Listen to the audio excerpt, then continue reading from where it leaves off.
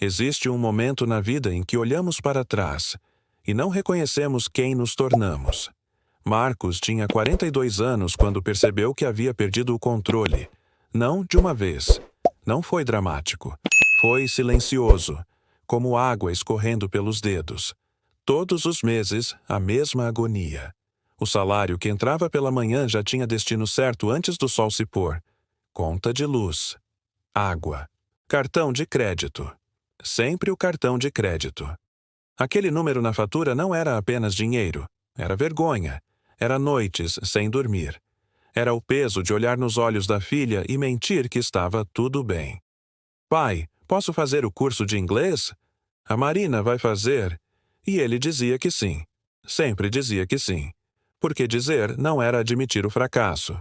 Era assumir que, mesmo trabalhando 6 dias por semana, ele não conseguia dar à própria família o que ela merecia. Mas o que Marcos não sabia é que, do outro lado do mundo, em uma pequena casa de Tóquio, uma dona de casa chamada Motoko Hani havia descoberto algo há mais de 100 anos. Algo tão simples, tão óbvio, que parecia impossível que mudasse vidas inteiras. Ela não era rica, não era executiva, não tinha diploma em economia. Motoko era apenas uma mulher que observava, que prestava atenção e que anotava. Kakeibo, o livro das contas do lar. Não era mágica, não prometia riqueza instantânea, mas prometia algo muito mais valioso: consciência. Quando Marcos descobriu o Kakeibo digital, ele não acreditou que funcionaria. Como um método japonês de 1904 poderia resolver o caos financeiro de um brasileiro em 2025? Mas a verdade é que o desespero tem uma forma de abrir portas que a arrogância mantém fechadas. Ele pegou o celular, abriu uma planilha simples e, pela primeira vez em anos, anotou. Não julgou, não se puniu, apenas anotou. Café da manhã, R$ 12. Gasolina, R$ 85. Remédio da mãe, R$ 47. Cada número tinha uma história, cada centavo, um motivo. E pela primeira vez, Marcos via o dinheiro não como inimigo, mas como espelho. O Kakeibo não mentia, não consolava, não oferecia atalhos. Ele apenas mostrava a verdade. E a verdade, por mais dolorosa que fosse, era o primeiro passo. Porque, no fundo, Marcos não queria ser rico. Ele queria algo muito mais precioso. Queria dormir em paz. Queria olhar nos olhos da filha sem desviar. Queria que sua esposa parasse de suspirar quando abria a conta bancária. Queria se reconhecer no espelho novamente. Esta é a história de como um método centenário japonês, adaptado para o mundo digital, transformou não apenas as finanças de Marcos, mas reconectou uma família que estava se perdendo. Um boleto de cada vez. E tudo começou com uma única pergunta que ele nunca havia feito a si mesmo. Marcos nunca havia feito essa pergunta de verdade.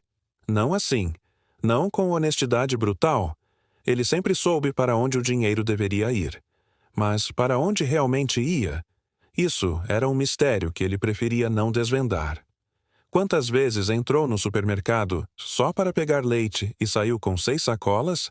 Quantas vezes o almoço rápido na rua custou o que alimentaria a família por 2 dias em casa? A filósofa por trás do Kakeibo, Motoko Hani, entendia algo profundo sobre a natureza humana. Não controlamos o que não vemos. No Japão do início do século XX, as famílias viviam com pouco. Muito pouco. Cada ien precisava ser honrado, respeitado, direcionado com propósito. Motoko criou o Kakeibo não como ferramenta de restrição, mas como instrumento de consciência. E Marcos, sentado naquela cozinha em 2025, separado por um oceano e um século de Motoko, estava prestes a descobrir o mesmo princípio. O método era perturbadoramente simples. 4 perguntas. Apenas 4. Primeira pergunta: quanto dinheiro você tem disponível? Não quanto você gostaria de ter. Não quanto você merece ter. Quanto você tem. Agora. Real. Concreto. Marcos respirou fundo e digitou: ICRI, 3.847 reais. Aquele número era menor do que deveria ser no dia 8 do mês. Muito menor. Mas, pela primeira vez, ele não desviou o olhar. Segunda pergunta. Quanto você quer economizar? Essa era cruel, porque implicava que economizar era possível, que havia margem, que sobrava algo no fim do mês além de ar e ansiedade. A gente nunca tem nada guardado, Marcos. Eu sei. Mês que vem melhora. Você disse isso no ano passado? Ele digitou quase com raiva. 500 reais não porque fosse possível, mas porque precisava ser. Terceira pergunta. Quais são suas despesas fixas? Essa ele conhecia bem. Eram as assassinas silenciosas. As que chegavam todo mês, pontuais como a morte. Aluguel, R$ 1.200 Condomínio, R$ 280 Luz, R$ 180 Água, R$ 95 Internet, R$ 110 Celulares, R$ 150 Escola, R$ 650 Plano de saúde, R$ 420 O total piscava na tela como acusação, R$ 3.085. Restavam R$ 772 para comida, transporte, remédios, imprevistos e a promessa impossível de economizar R$ 500. E então veio a quarta pergunta. A mais importante. A que Motoko Hani considerava a essência do Kakeibo. Como você vai fazer seu dinheiro trabalhar pelos seus sonhos? Marcos leu aquilo 3 vezes. Não fazia sentido. Que sonhos? Ele estava tentando sobreviver, não sonhar. Pai, quando eu crescer, você vai me levar para conhecer o mar? Vou, minha filha, prometo. Ela tinha 14 anos agora, e nunca havia visto o oceano. Sonhos. A palavra ecoava, porque no meio do caos, da sobrevivência, das contas intermináveis, Marcos havia esquecido que um dia teve sonhos, que um dia viveu por algo além de apenas não afundar. O Kakeibo digital não oferecia soluções mágicas, mas oferecia clareza. E clareza, Marcos estava começando a entender, era uma forma de esperança. Meta. Viagem em família. Praia, dezembro. Valor necessário. R$ 2.500. Meses disponíveis. 8. Economia mensal necessária. R$ 312,50. Impossível? Talvez, mas pela primeira vez em anos tinha um número. Tinha um alvo. Tinha algo pelo que lutar além da próxima conta. Algo havia mudado em Marcos. Não externamente, ninguém na rua perceberia. Mas por dentro, uma engrenagem enferrujada voltava a girar. Passagem, R$ 4,50 café com pão de queijo, R$ 8, parecia obsessivo. Talvez fosse, mas cada anotação era um ato de presença, de testemunho. Ele não estava apenas registrando gastos, estava acordando. A primeira semana foi brutal. Quando somou todos os pequenos gastos, o total gritou da tela. R$ 287, em coisas que ele nem lembrava.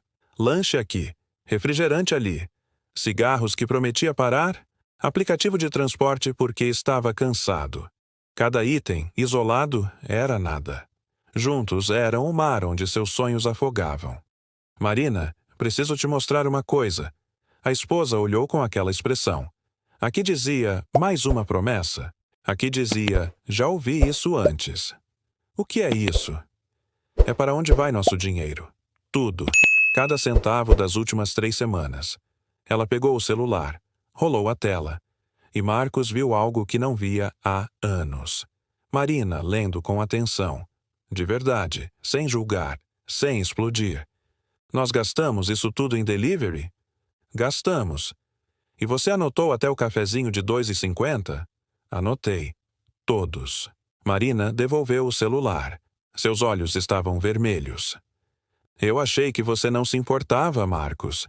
Achei que você tinha desistido de nós. Aquelas palavras perfuraram algo nele. Desistido.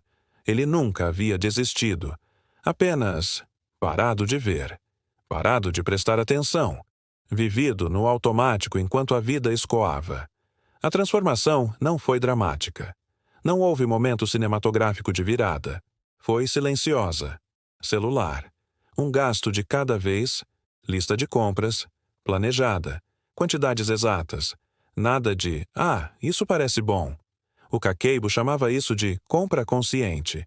Acordar 15 minutos mais cedo, preparar almoço, levar para o trabalho. Economia, R$ 18 por dia, R$ 90 por semana, R$ 360 por mês.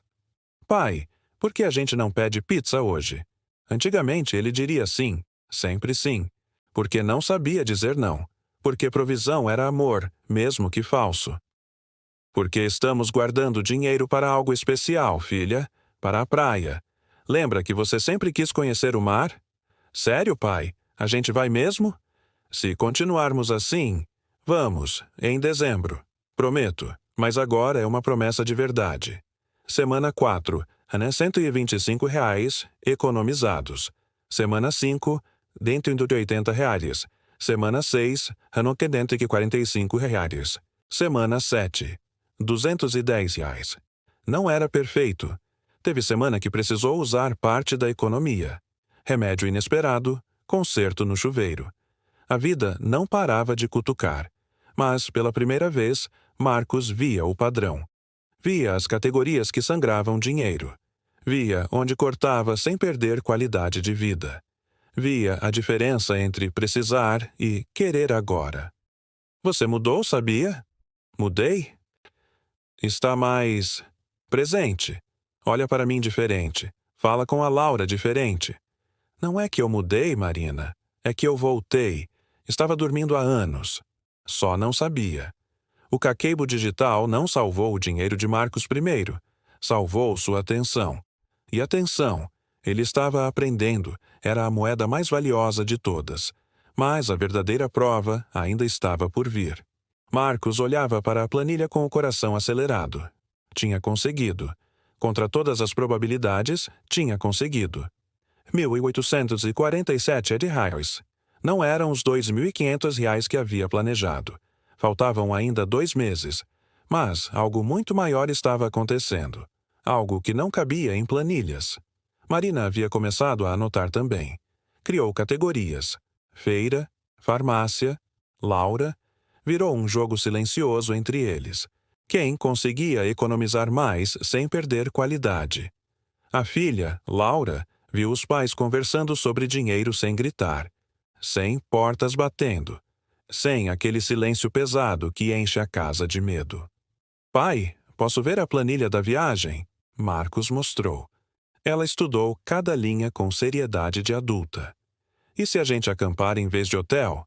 É mais barato, e eu acho mais legal. Ela estava colaborando. Não reclamando por não ter hotel 5 estrelas. Colaborando. Entendendo que sonhos se constroem, não se compram prontos. Então veio o teste. Era Marina. Voz trêmula. Marcos, a geladeira pifou. Não gela mais nada. O técnico disse que não tem conserto. Precisa trocar. O preço de uma geladeira básica. Quase toda a economia. Quase todo o sonho. 6 meses atrás, ele teria entrado em pânico. Pegado o cartão de crédito, parcelado em 12 vezes sem juros. Afundado mais um pouco. Marina, espera até eu chegar. A gente resolve juntos. 3 pessoas, uma planilha, uma decisão. Marcos abriu a planilha. Mostrou o saldo. Mostrou a meta da viagem. Mostrou o preço da geladeira. O que a gente faz? Perguntou Laura, voz pequena. Marina segurou a mão da filha.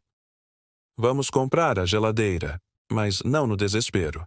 Amanhã vamos em 3 lojas, comparar preços, negociar e pagar à vista com o dinheiro que guardamos. Marcos continuou.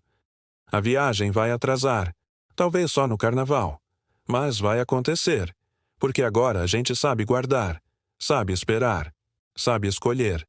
Negociaram. Conseguiram desconto de 15% pagando à vista. R$ 1.530 em vez de R$ 1.800. Novo saldo, R$ 317. Nova meta, carnaval. Novo prazo, 4 meses nova economia mensal, R$ 545. É a primeira coisa grande que compramos sem dívida em anos, disse Marina, voz embargada. Não foi para resort, não foi para hotel. Foi para um camping simples, pé na areia, barraca armada com as próprias mãos. Ela correu. Entrou na água vestida. Riu como não ria desde criança pequena. A gente conseguiu? Sussurrou Marina. A gente conseguiu, repetiu Marcos. Ele abriu a planilha. Anotou. Camping, 4 dias, R$ 2.180. Categoria: sonho realizado. Observação: valeu cada centavo, cada sacrifício, cada não dito com propósito. O Kakeibo digital não fez Marcos ficar rico, não multiplicou milagrosamente seu dinheiro, não prometeu fórmulas mágicas, mas fez algo muito mais poderoso. Devolveu sua atenção, reconectou sua família, transformou caos em clareza. Porque, no final, administrar dinheiro nunca foi sobre planilhas, aplicativos ou métodos japoneses centenários. Foi sempre sobre presença, sobre acordar, sobre escolher conscientemente quem você quer ser e que vida quer construir. O método simples não muda o dinheiro, muda você. E quando você muda, tudo muda. Baseado em histórias reais de transformação, o Kakeibo existe desde 1904. Suas escolhas começam agora.